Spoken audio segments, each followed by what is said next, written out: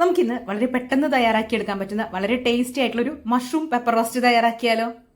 വേഗം തന്നെ ഒന്ന് കണ്ടു നോക്കൂ. മഷ്റൂം പെപ്പർ റോസ്റ്റ് തയ്യാറാക്കാൻ വേണ്ടിയിട്ട് ഞാനിവിടെ 200 ഗ്രാം മഷ്റൂമാണ് എടുത്തിരിക്കുന്നത്. ബട്ടൺ മഷ്റൂമാണ് എടുത്തിരിക്കുന്നത്. അത് ചെറിയ കഷ്ണങ്ങളായിട്ട് കട്ട് ചെയ്ത് വെച്ചിട്ടുണ്ട്. ശ്രദ്ധിക്കണം, മഷ്റൂം പെട്ടെന്ന് തന്നെ അതായത് കുക്ക് ആവുന്ന സമയത്ത് വളരെ കുറച്ച് ക്വാണ്ടിറ്റി ഉണ്ടാവുള്ളൂ. അപ്പോൾ എത്ര ആവശ്യമുണ്ട് അത് ആദ്യം തന്നെ നമ്മൾ എടുത്തു വെക്കാനായിട്ട് മറക്കരുത്. ഇത്രയൊന്നും നമ്മൾ കുക്ക് ചെയ്യുമ്പോൾ ഉണ്ടാവില്ല, അതൊന്ന് ശ്രദ്ധിക്കണം. ഇനി ഇതിലേക്ക് ഒരു ചെറിയ സവോള കട്ട് ചെയ്ത് വെച്ചിട്ടുണ്ട്. ഒരു 3 വലിയ വെളുത്തുള്ളി ആയതുകൊണ്ടാണ് ഇത്രയും ക്വാണ്ടിറ്റി ആയിട്ട് കാണുന്നത്.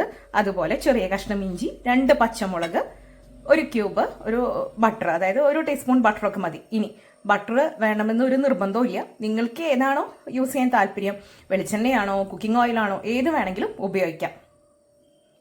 ഇനി ഇതിലേക്ക് കുറച്ച് പെപ്പർ വേണം, അതുപോലെ കുറച്ച് ഗരം മസാല പൗഡർ വേണം, കുറച്ച് മഞ്ഞൾപ്പൊടി. ഇത്രയാണ് നമുക്ക് ആവശ്യമായിട്ടുള്ളത്. പാനിലോട്ട് ഞാൻ 1 ക്യൂബ് ബട്ടർ ഇട്ട് കൊടുത്തു. ഇനി ഇതിലേക്ക് നമ്മൾ കട്ട് ചെയ്ത് വെച്ചേക്കുന്ന സവോളയും പച്ചമുളകും ഇഞ്ചിയും വെളുത്തുള്ളിയും ഒക്കെ ഒരുമിച്ച് ചേർത്ത് കൊടുക്കാം. ഇനി ഇതൊന്ന് വഴറ്റിയെടുക്കണം. നല്ലതുപോലെ ഒന്ന് വഴന്നു വരണം. അതേസമയം മൂത്ത് നല്ല ബ്രൗൺ കളർ ആവേണ്ട ആവശ്യമില്ല കേട്ടോ. നല്ലതുപോലെ ഒന്ന് വഴന്നു വരണം. നമ്മൾ ബട്ടറിൽ ഇത് കുക്ക് ചെയ്യുമ്പോൾ തന്നെ നല്ലൊരു മണമാണ്. മാത്രമല്ല മഷ്റൂമിന് ബട്ടർ യൂസ് ചെയ്യുമ്പോൾ അതും നല്ലൊരു ഫ്ലേവർ കിട്ടും കേട്ടോ. നമ്മുടെ സവോളയൊക്കെ ഒന്ന് വാടി വന്നിട്ടുണ്ട്. ഈ സമയത്ത് നമ്മൾ ഇതിലേക്ക് മഷ്റൂം ചേർക്കാണ്. നമ്മൾ പൊടികളല്ല, ആദ്യം മഷ്റൂം തന്നെയാണ് ചേർത്ത് കൊടുക്കേണ്ടത്.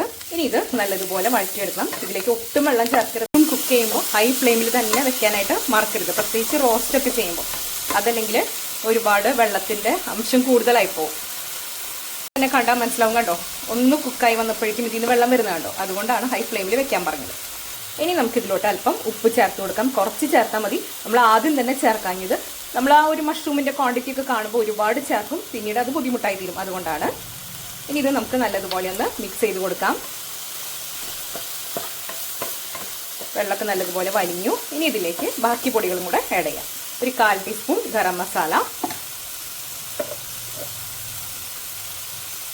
1/2 ടീസ്പൂണിന് താഴെയായിട്ട് പെപ്പർ, ഒരല്പം മഞ്ഞൾപ്പൊടി, നല്ലൊരു കളറിന് വേണ്ടിയിട്ട്. വീണ്ടും നല്ലതുപോലെ ഒന്ന് മിക്സ് ചെയ്ത് ഡ്രൈ ആക്കിയിട്ട് എടുക്കാം. ഇനി നിങ്ങൾക്ക് കുറച്ചും കൂടിയും ഒരു ബട്ടറി ആയിട്ട് വേണം, അല്ലെങ്കിൽ കുറച്ചും കൂടി ഒരു വെളിച്ചെണ്ണയൊക്കെ വേണം, അല്ലെങ്കിൽ ഓയിൽ വേണമെങ്കിൽ ചേർത്ത് കൊടുക്കാം. നമ്മുടെ വളരെ ടേസ്റ്റി ആയിട്ടുള്ള പെപ്പർ മഷ്റൂം റോസ്റ്റ് ഇവിടെ റെഡി ആയിട്ടുണ്ട്. നിങ്ങൾക്കിതൊരു മസാല പോലെയൊക്കെ വേണമെങ്കിൽ ഇതിൻ്റെ കൂടെ തക്കാളിയൊക്കെ ആഡ് ചെയ്യാവുന്നതാണ്. പക്ഷെ ഇങ്ങനെ കഴിക്കാൻ നല്ല ടേസ്റ്റാണ്. അതുപോലെ ക്വാണ്ടിറ്റി 200 ഗ്രാം മഷ്റൂം എടുത്താൽ നമുക്ക് ഈ ഒരു ക്വാണ്ടിറ്റി മാത്രമേ കിട്ടുള്ളൂ. അപ്പോൾ കൂടുതൽ വേണമെങ്കിൽ അതിനനുസരിച്ചിട്ട് മഷ്റൂമും കൂടുതൽ എടുക്കാനായിട്ട് ശ്രദ്ധിക്കണം. അപ്പോൾ നമുക്കിനി സ്റ്റവ് ഓഫ് ചെയ്യാം.